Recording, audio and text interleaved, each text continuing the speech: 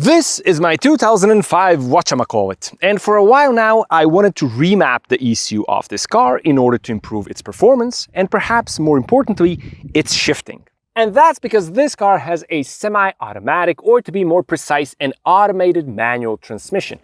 It's essentially a manual transmission with a clutch and gears and synchros, but there's no clutch pedal. Instead, you have motors and servos that do the clutching and the declutching and the shifting.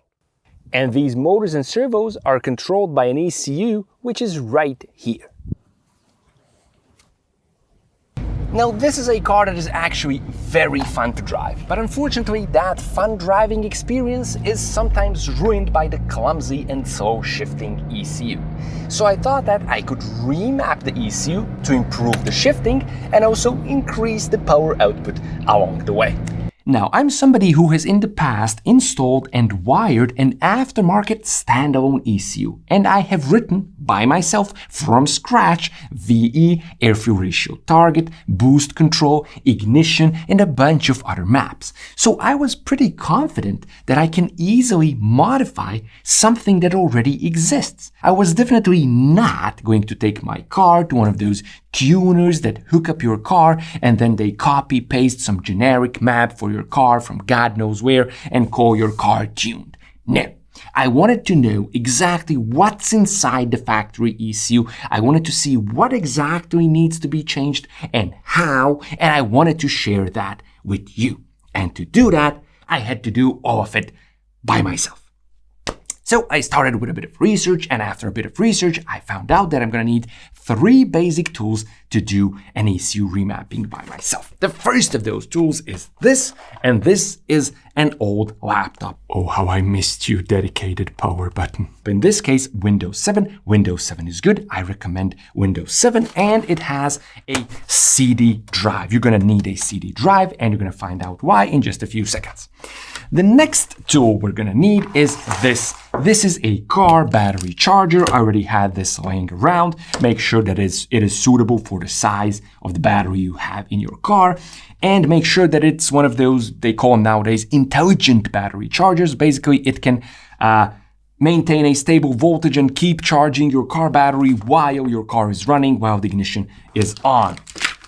And finally, the most important tool. This is MPPS V18. I got this on Amazon for relatively little money, and this is what is going to give us access into the car's ECU. You plug this into the OBD port of the car, then you read what's already on the ECU, you then modify that, and then you write it back onto the ECU with this thing. So it's very important for the procedure, absolutely essential in fact, but this is also Exhibit A in my argument of how the ECU remapping world is absolutely great. And that's because this is essentially a counterfeit product that I somehow purchased totally legally. It's on sale on Amazon, you can buy it, anybody can buy it, it goes through international customs, nobody stops it, you get it, you use it. There is an original MPPS, and it's made by a company called AMT Kartik. The original is a lot more expensive. But this is not just a counterfeit of that original. When you buy this from Amazon, in the box, you're going to get this little CD. And when you put this little CD in the CD drive of your old Windows 7 laptop and load up the software, you're going to see AMT Kartik written on the software. So this is pirated software. I just legally bought pirated software. How is that possible? Well, the lazy explanation is that Jeff Bezos has a lot of power and money, so he can be above the law, he can sell pirated software, unlike the guys from Pirate Bay who were arrested when they shared pirated software for free. That's the lazy and also the incorrect explanation. For something to be counterfeit and pirated, the original first must be protected. Trademarked, copyrighted, you name it. But companies that make ECU remapping tools and software, they can't really protect themselves. They can't copyright their products because the legality of their products is questionable in the first place. Because when you think about it, these are actually hacking tools. They are giving you access to the source code inside your ECU. And that source code is protected legally. It is owned by the car manufacturer. But with this, you can download that source code, you can modify it, and you can share it with the rest of the world. You're not supposed to be able to do that. But these guys let you do that. So they can't protect themselves. But the legality of not letting you modify the source code inside your ECU is also questionable. What car manufacturers want you to do is also questionable because, hey, you bought the car, you own the car, hence you also own the ECU. Why shouldn't you be able to modify something that you own so that it suits your needs?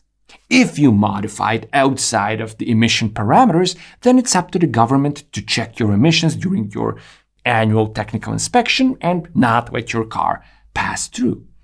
So all of this, everything surrounding the entire world of ECU remapping is extremely vague. It is questionable. It is depending on which legality, which legislation, in which part of the world you ask, you're going to get different answers from different legal interpreters.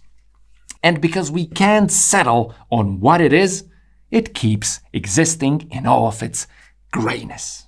Once we have our tools, the first step is to read the data from the ECU so that we can modify it. Now, whenever we access the ECU, we want to be safe, so the first thing we're going to do is that we're going to connect our car battery to our charger. This is needed to keep the car battery voltage stable.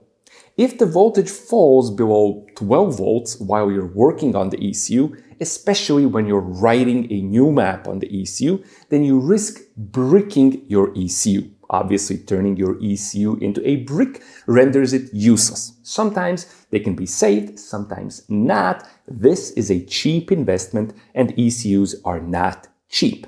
Also, I recommend working on a cold car. If you must work on a warm car, then I recommend unplugging the radiator fan because if it comes on, it's going to drain the voltage rapidly. This might not be able to keep up, and then again, you run the risk of bricking your ECU. Next up, we need to locate the OBD port.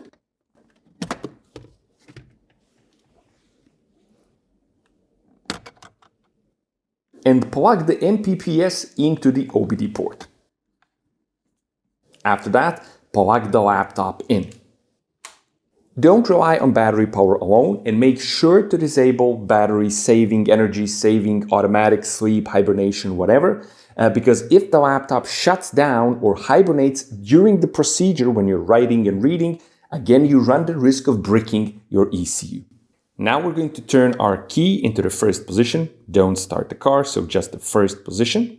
And then we're going to connect the MPPS to the laptop. We're going to install the drivers provided on our illegal pirated software. And finally, we're going to open MPPS. We're going to choose our make and model. And then we're going to run into our first big obstacle. As you can see, we can't read the map. We can only write. Now, MPPS is a very versatile tool, and on the official website you can find the full list of cars that it supports, and it's a pretty long list, but realistically all of these cars are somewhere between the late 90s and maybe up to about 2010, give or take a few years. It's mostly Bosch, Siemens, and maybe Minarelli ECUs. And this car is from 2005. It has a Bosch Meg 1.1 ECU, so it should be right up its alley. But unfortunately, even for all the cars that it supports, MPPS doesn't offer the same capabilities. For my ECU, I can write, but I cannot read. And that's because some of the ECUs have a special protection which prevents them being read through the OBD port. This means that I have only two options: access the ECU in boot mode or trust random strangers on the internet. Of course, I chose to trust random strangers from the internet. Why? Because getting an ECU into boot mode is an absolute pain. First of all, you have to remove it from the car. Sometimes that's easy enough, in some other cars not so much, but once you remove it, you need to open it up. And that involves heating it up so that the sealant that seals the two halves of the ECU so that it lets go, and sometimes you need to cut the sealant, and when you do that you can damage it.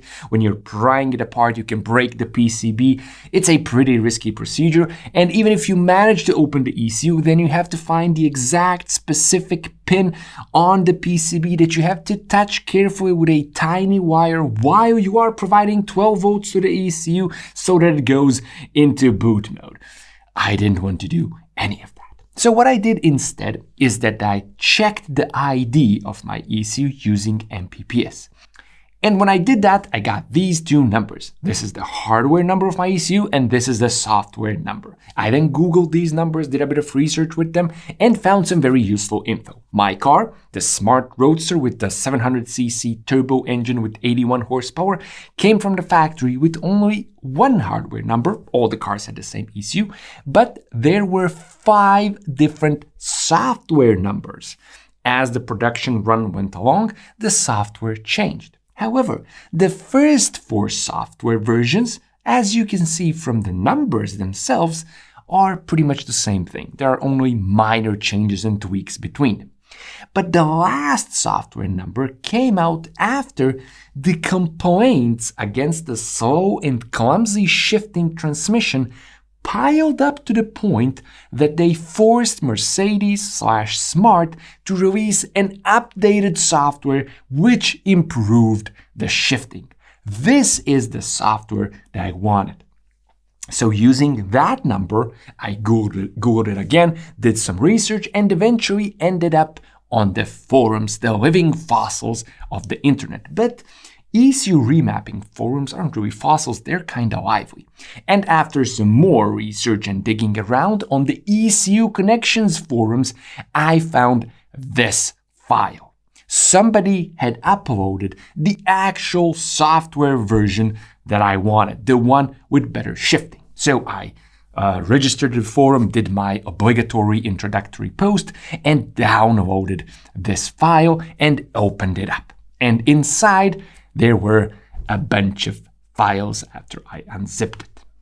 The question is, of course, which one of these files do you put on the ECU? Well, after some more research, I found out that it's the .bin file. That's what the ECU wants. But remember, I didn't want to just write some unknown file onto the ECU and get better shifting. What I wanted to do was to use the good shifting map of the last year of the Roadster, and I wanted to use that as my base to modify it further to get good shifting and also to increase the power output. But unfortunately, a .bin file is completely useless for humans. If you download a software called Winols, this is a professional tuner software, it's very expensive, but you can download a demo version that lets you look into files. If you open a .bin file on Winols, you're going to see something like this. This is just a bunch of numbers. This is machine speak. Humans can't interpret this. It makes no sense. Winols is going to tell you how many potential maps are there because it's trying to find some sensible patterns in all the numbers. But again, this doesn't mean anything.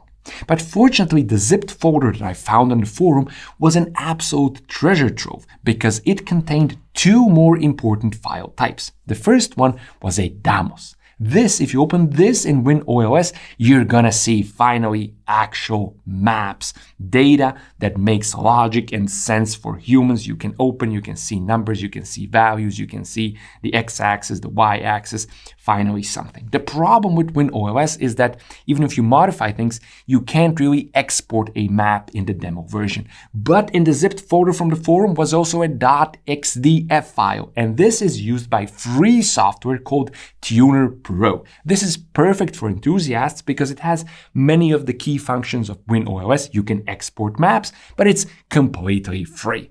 This was the stage of my remapping journey where I was the most enthusiastic because finally I had access to maps. Finally I could see what's inside a factory map, and finally I could tune and modify. But after about 3 hours of looking through these files and probably permanent damage to my eyesight, my enthusiasm and confidence had started to fade. You see, I was expecting to see, 50, 60, maybe 70 maps. But what I found inside the factory ECU was literally hundreds upon hundreds upon hundreds of maps. After 3 hours of looking through these maps, I had found only one map of which I was certain that had to be modified to increase performance. And it's this map, which is Basiszündwinkel Teillast-Kennfeld, which roughly translated means based ignition advance partial load. So at the end of the day, even though I found one map, I had absolutely no idea whether modifying this map would change anything. I was pretty sure it wouldn't change anything because there's probably a different map somewhere, probably 10 different maps somewhere that also reference this map, and changing just this map is probably gonna do nothing. The ECU is actually reading dozens upon dozens of maps at the same time to decide what is the optimum combination of fuel and ignition to ensure optimum performance for that combination of every possible factor. So eventually I caved and I decided to just buy an already tuned map, just so I could see what they modified and how they modified. But I didn't want to buy a tuned map from anywhere, so I went back to the ECU Connections forum where I found a lot of useful information. I found the sponsors segment of that forum, and there I found this, which says tuning Makarska. Being from Bosnia, I went to Makarska in Croatia many times over the summer, so I thought, hey, it's gotta be fate or something, and what the heck. I got in touch with them. They sent me to their tuning website where you can buy the tuning files. I got in there, and they have a pretty nice sort of upload form where you tell them your car, the year, make and model, and you can also upload a stock ECU file that you supposedly read from your ECU, and then they can give you a tuned map based on that. I told them what my ECU actually was, and I also gave them the stock file that I found on the forum for the good shifting map. I wanted them to use that as the baseline. I uploaded all of that, and within, I think, about 5 or 6 minutes, I got a tuned map. I downloaded the map, I put it on my laptop, I went into the car, I did my checksum. You have to do a checksum before you write something using the MPPS. My checksum result was that there were no corrections, which means that the file was good. I then pushed write. The write went successfully, my voltage was stable, and then I tried to start the car. Okay. No.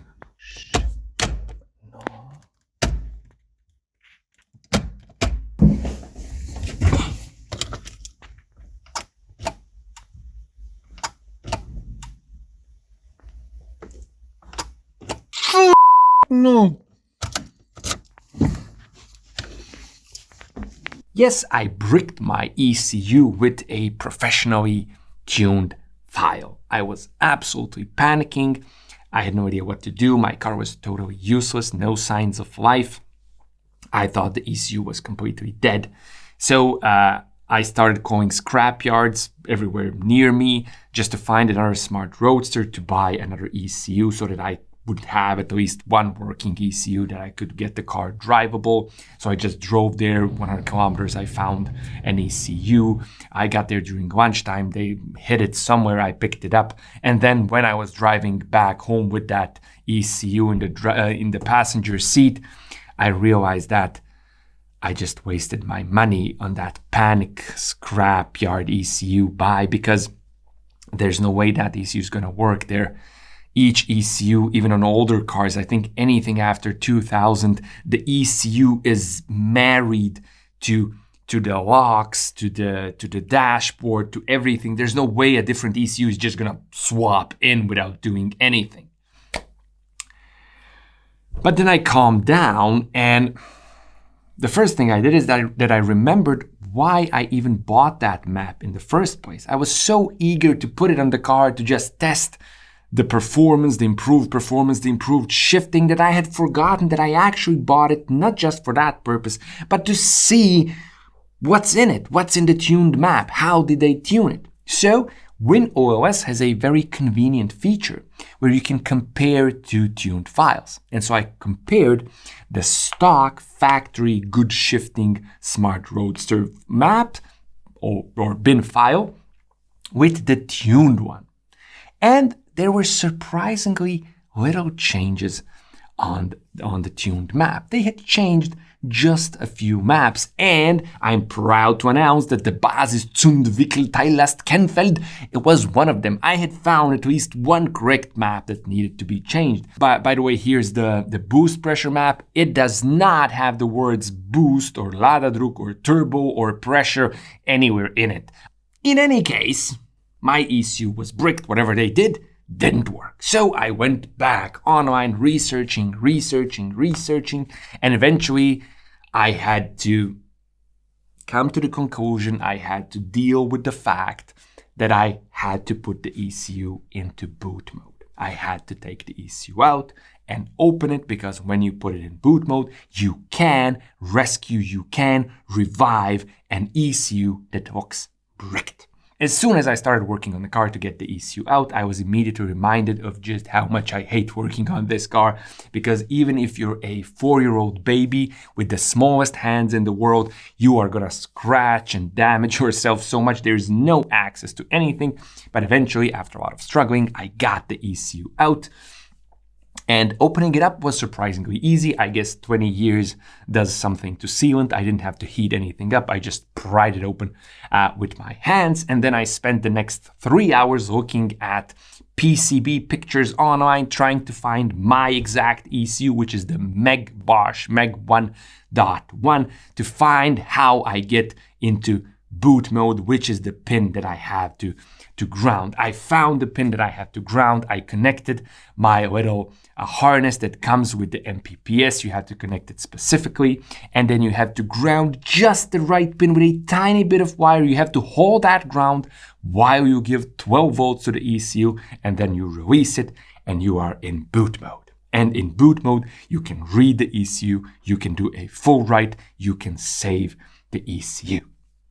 And indeed I did. I then wrote again this file that I got from Tuning Makarska. I did a full write. I wrote it on the ECU, put the ECU back in the car, tried to start it, but that again, it seemed bricked. And then again, what I did is that I put the MPPS through OBD, wrote the map yet again, now through OBD, and finally the car started.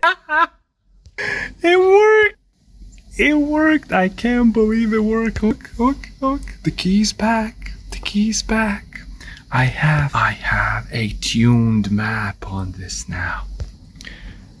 So now I had a running car, and immediately I had a running car with a tuned file, and immediately I took it out to take it for a spin to see how great my tuning file is, how much faster, how much better shifting the car was, and I was horribly disappointed.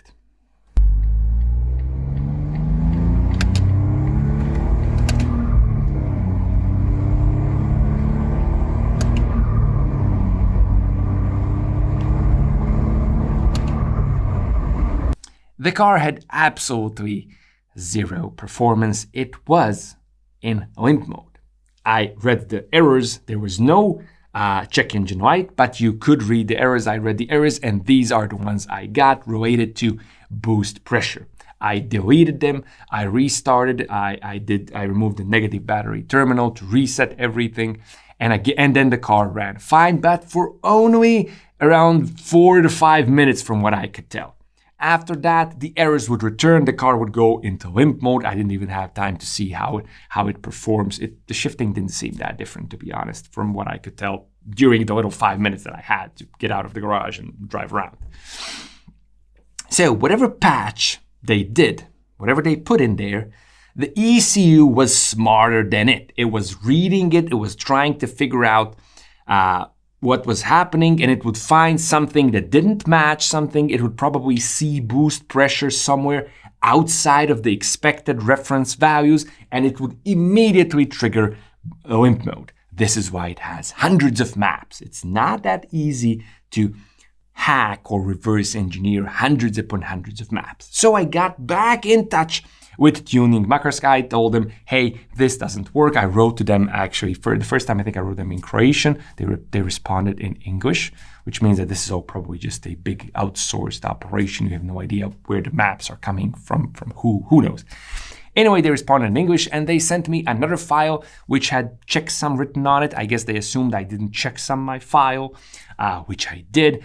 I then again took the ECU out for the second time, put it in boot mode again, wrote the map again, then wrote again through OBD, but it was the same thing. The map did not work. So I went back to doing research and digging around some more, and eventually I found Tom's garage, and Tom in South Australia, who is a smart enthusiast, Smart Roadster enthusiast, who's building these engines, who's a part of the smart community, who's been working on reverse engineering the ECU. And on his website, there's a direct contact, a phone number of using WhatsApp.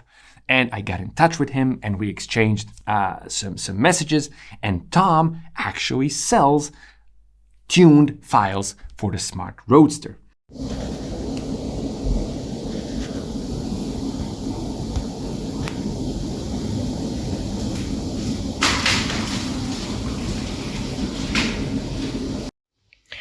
So I'm having my car remotely tuned from the other end of the world, from South Australia.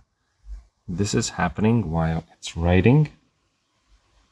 So I'm really curious if it's gonna work through OBD, even though for me it failed through OBD and I had to do boot mode. After the map was written, I took the car out for a spin and it was a completely different animal. The shifting was immediately noticeably faster and the car pulled a lot harder. It actually felt pretty fast for something that has a 0.7 liter engine. I took it out to test it as well. I tested it on the same stretch of road where I tested it before the tuning. I tested it with a full tank of gas from the same gas station on a pretty similar day in terms of climate, in terms of weather and temperature. And I managed to immediately reduce my 0 to 60 times 0 to 100 kilometers per hour time from 11.3 right down to 9.83 on the first try. So I had achieved my goal, better shifting and more power. But my curiosity definitely wasn't satisfied. I once again had no idea what's on the map that I put on my ECU. Why did Tom's map work and the other map didn't? Now, Tom didn't want to share his map because he spent a lot of time working on it and developing it. He didn't want to send you the file and then you write it yourself. No, the only way it can be done is that you give remote access, he writes his file, and then he immediately deletes it afterwards. So to find out what's on Tom's map, I had to remove the ECU for the third time to put it into boot mode. So here's a list of the total number of different or modified maps in Tom's software, his .bin file, when compared to the original Smart Roadster software from the latest 2006 Good Shifting Smart Roadster. As you can see, we have a total of 69 different files. That's a much higher number than in the tuned file that I purchased from the tuning shop, Tuning Makarska. So I believe that Tom's higher price for his software is definitely justified. Now, I won't show you which files exactly or which maps have been modified, which ones are different, because it's very obvious that Tom had put a lot of effort and time into creating this software. So I believe he deserves the compensation from somebody who wants to purchase this software. There's a lot of maps in there that are specifically targeting shifting and various parameters related to shifting. So he has even improved further from the best factory shifting software. He made that even better. And honestly, it's noticeable when you drive the car. All in all, I managed to both fail and succeed at my mission at the same time, because I did achieve my original goal, better shifting, more performance, but I definitely didn't achieve it the way I wanted. I'm sure that with enough time, probably weeks, maybe even months, I could achieve similar results, maybe even the same results as to what Tom has achieved. But weeks and months of anyone's time aren't worth the price of the map, unless you want to create some sort of product or service, which I'm not interested in at this stage. So this is a very common sense, a very logical conclusion that I probably knew before I started this whole process, and that's that you should find the right tuner for your platform and then just pay that tuner to get the job done properly instead of buying something generic from God knows where. So I spent a lot of time and money coming to a conclusion that I already knew. So did I waste my time and money? No, because I learned a lot here. I learned a lot in the process, and I hope that I managed to also show you how to reflash your ECU, what's inside an ECU, the logic of all of it, and also to shed some light in the world of ECU remapping. And also I hope that I managed to shed some light into how the meaning of the word tuning has changed in just a few decades. If you think about it, in the 70s already, maybe even 80s still, tuning meant getting a screwdriver and adjusting physically, mechanically a carburetor. Maybe opening up the carburetor, changing some jets. Maybe getting your hand and grabbing a distributor and then twisting it to adjust the ignition timing. Nowadays, none of that is true. Tuning is definitely no longer a sensory experience. Tuning a carburetor needed a good ear, experience, maybe even some talent. Nowadays, none of that is needed. It all happens on the computer. There's really, I myself, throughout this entire process, I never really felt like I was tuning anything. Sort of the only fun moment was when I opened up the ECU and saw the PCB, and that looked kind of, look, I'm inside. But other than that, I never felt like I tuned anything. There was no connection with the machine because in the past, the machine was adapted to human capabilities. Anybody could work on it, could touch it, and it was made so that it could be tuned by using our hands and our, senses. Nowadays, we are supposed to adapt ourselves to the machine. We have to learn the language of the machine and find ways to interpret it and reverse engineer it and decipher it or hack it or whatever you want so that we could tune it. And nowadays, anybody can call themselves a tuner. You don't need experience or talent or anything. You can go to AliExpress and for the price of a meal, you can buy thousands of dollars worth of hacked software together with thousands upon thousands of already tuned files for hundreds of makes and models. And then you can just buy an MPPS and flash that onto people's cars and call yourself a tuner. Or you can even totally forgo any responsibility, just make some sort of generic website and then sell these files for, $50, $60 a piece. And again, call yourself a tuning company or something. I don't know. It's very illustrative overall of the weird and messy nature of the world we live in. And it's also illustrative of how the process of making user access to car tuning has started to become different long ago. It's not a very new thing. It's just now sort of exponentially growing, but it started way back with the advent of electronic fuel injection. So, is the path we're going on good or bad? Who really cares? All I know is that this car doesn't suck anymore.